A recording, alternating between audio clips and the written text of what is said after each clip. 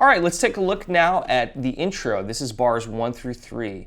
And you see there lento rubato, which means slow. And you can take some time here, give some time back there. This is what rubato means. Literally in Italian is robbing time and giving it back. Okay? And you see a bracketed bar across the low 3 strings. That means that bar that I was talking about, along with the open string. So I use my thumb on my right hand, give it a nice strong strum.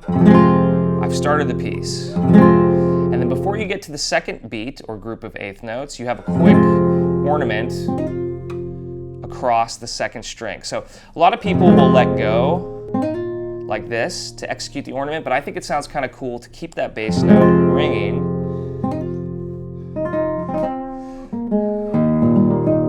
until you have to let go at the end of measure 1, okay? But let's break it down. So you want to take your index finger on your right hand, play an open B, light rest stroke, and then hammer across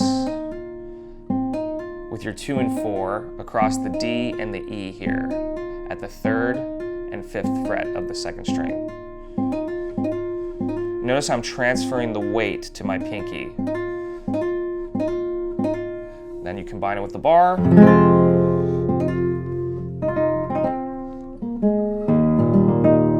Okay, so the overall tonality of measure 1 is E minor.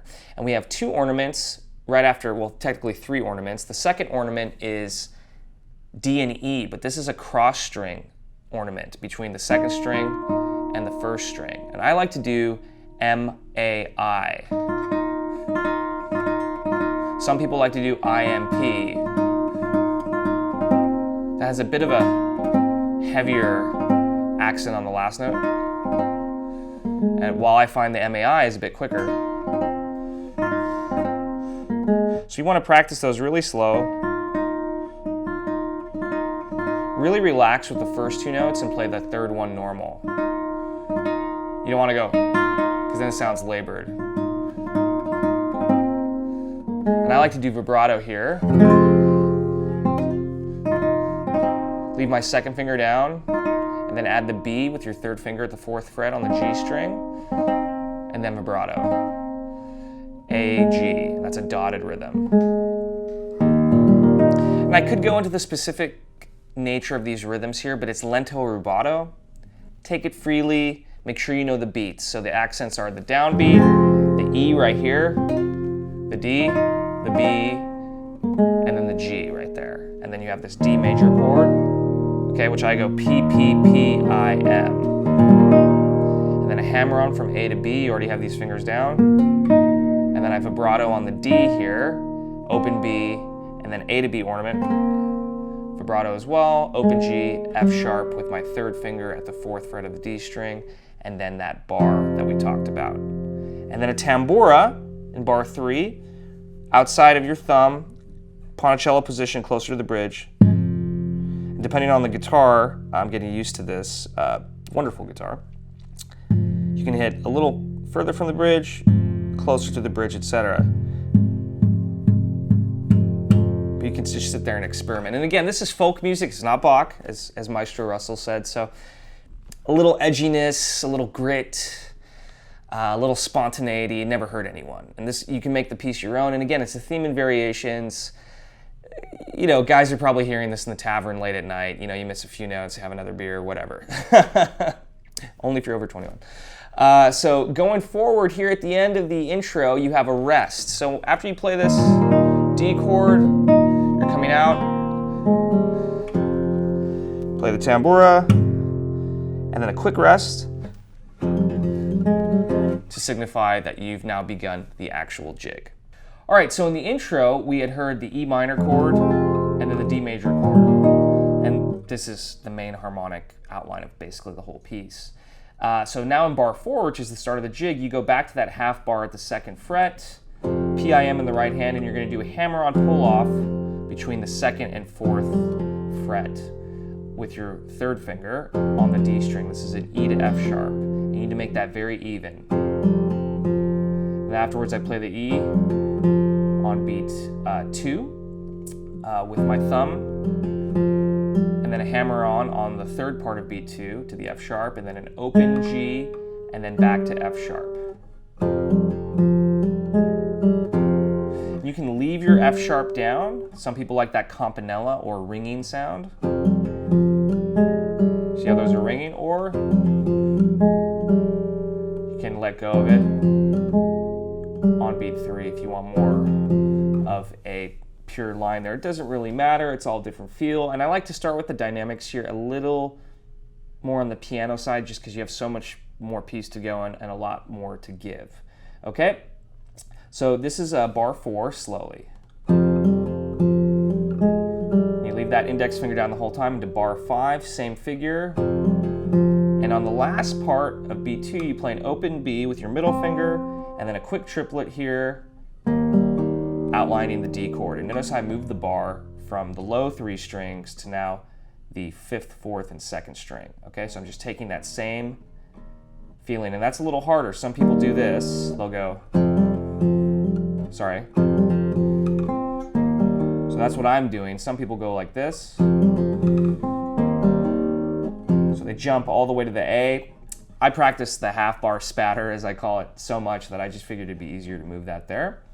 And this is a right hand thing you want to practice. PA on the low E and G string, MI across the 4th and 5th string. You can sit there with the metronome and just do bursts. 1, 2, 3, 1 E and 1, 2, 3, 1 and 1, 2, 3, 1 E and 1, 2, 3. Just work on that. We'll talk about how to use a metronome in a little bit. But this is a really important feature. It happens all the time. So this is bars 4 and 5 combined.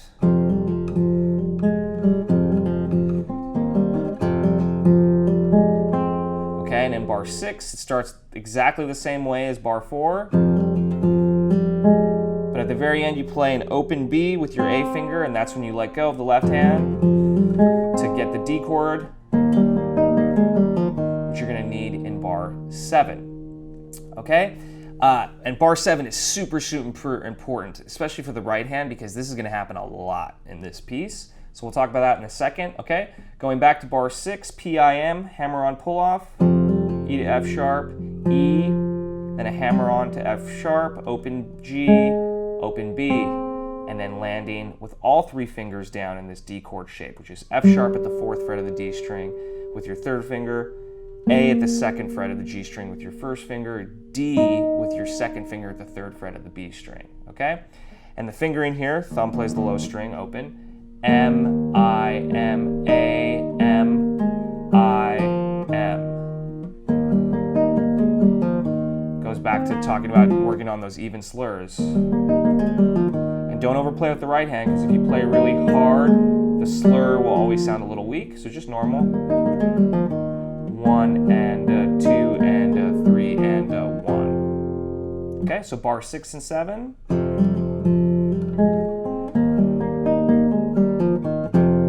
And bars 4 through 7 happen so many times in this piece. So I'll reference this throughout this tutorial, and you're going to want to refer, if you don't understand, back to this part of the video for further reference. So bars 4 through 7 repeat again in bars 8 through 11. Okay, so I'm going to play this whole first section, this first 8-bar phrase, bars 4 through 11.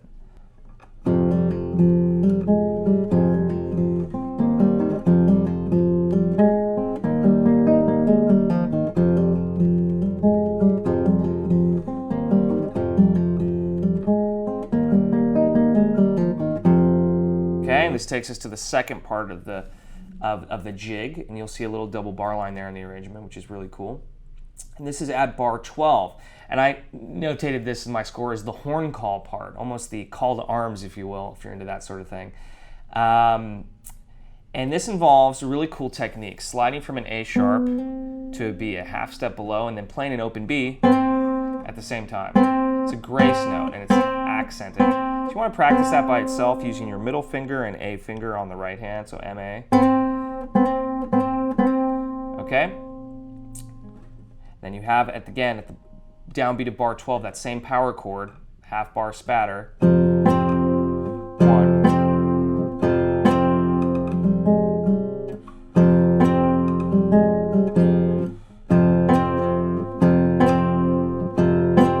Okay, 1, 2, 3, 1, 2, 3, 1, 2, 3, 1. So So that's the rhythm there. 1, 2, 3, 1, 2, 3, 1, 2, 3, 1. And don't play the downbeat too strong. So that horn call, you don't want to go, takes away the emphasis.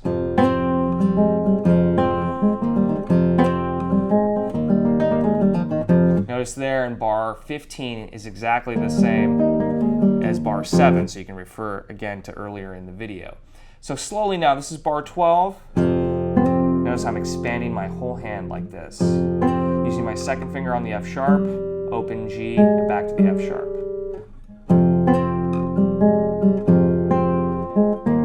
And then that D chord shape we learned all the way back in bar 5, AMI with P in the right hand. So bar 13, PIM, A, 1, 2, 1, 2, 3, 1, 2, 3, 1, 2, 3, 1, 2, 3. And that's a syncopation. 1, 2, 3, 1, 2, 3, 1, 2, 3. 1, 2, 3, 1, 2, 3, 1, 2, 3, 1, 2, 3, 1, 2, 3. You get the idea, okay? So rhythms are important, but again, using your ear and understanding this is a dance, you have to keep things consistent. So bar 14 is identical to bar 12, and bar 15 is identical to bar 7. So we've technically gone over everything you need to play these next 4 bars. And I'll play them slowly now, bar 12 through 15.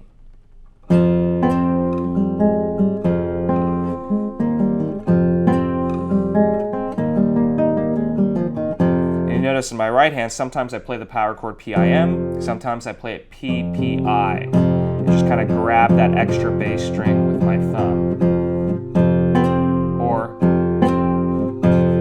More of a rolled sound, you'll do PPI, or PIM if you want more of a short sound.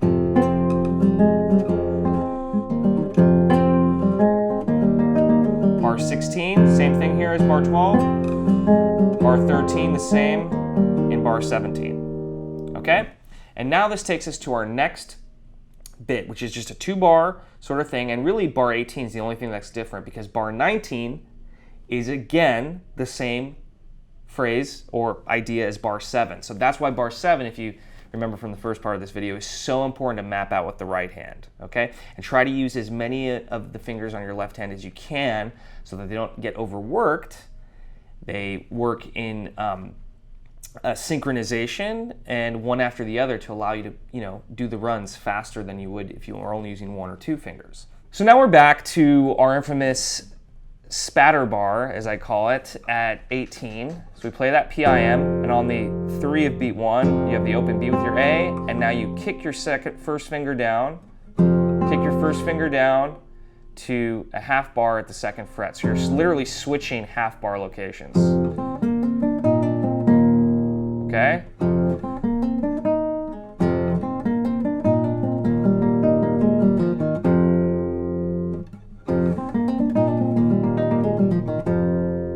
Okay, 1, 2, 3, 1, 2, 3, 1, 2, 3, 1, 2, 3, 2, 2, 3, 3, 2, 3, 1. So notice I counted there 1, 2, 3, 1, 2, 3, 1, 2, 3, or 1, 2, 3, 2, 2, 3, 3, 2, 3, or if that's too confusing, you could go 1, 1, 1. So every time the chord changes, E minor, E minor, D, E minor. Okay, so you can think of it again, 3 beats, subdivision of 3 little beats per beat or 1 giant beat per measure. Let's break down the notes now. So the power chord, spatter bar, open B, A, hammer on to B, 2nd to the 4th fret with your 1st and 3rd finger. 2nd position, part of the bar, C sharp. Okay, so M, I, A, B, C sharp, D, with an A in the bass, C sharp, B. So this is bar 18. And bar 19, same thing as bar 7.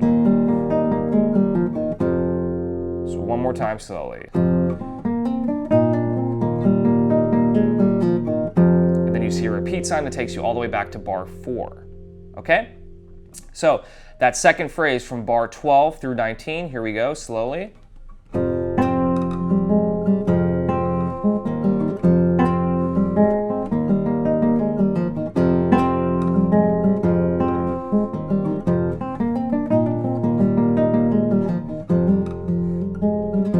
Okay? And on the repeat, you can raise the dynamic level and intensity. So maybe the first time through, playing a piano, now you raise a mezzo piano or even mezzo forte. And coming out of bar 18, if you keep things soft, you do crescendo in bar 19.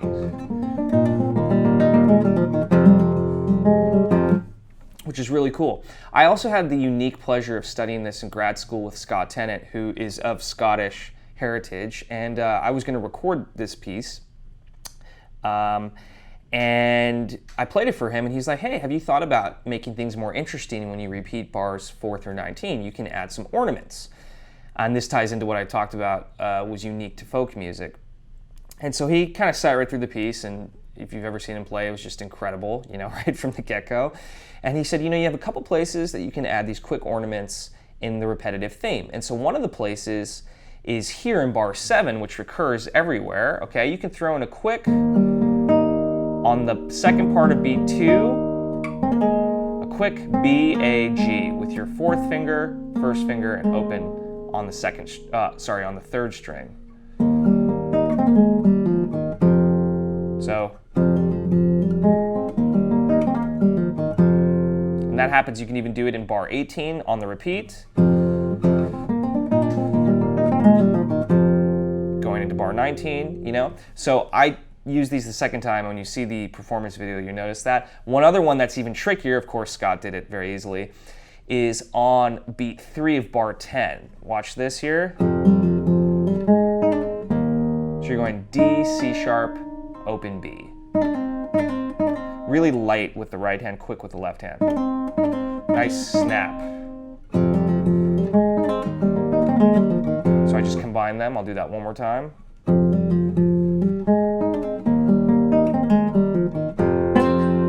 little quicker. Okay, and this just makes things more interesting, adds character to your playing. They're super fun. And honestly, I don't plan them out. It's whenever I feel like it. And this adds to the improvisatory sort of whimsical nature of folk music, and it sounds really cool. It also feels good to play. You just have to make sure they're even and understand how to do them.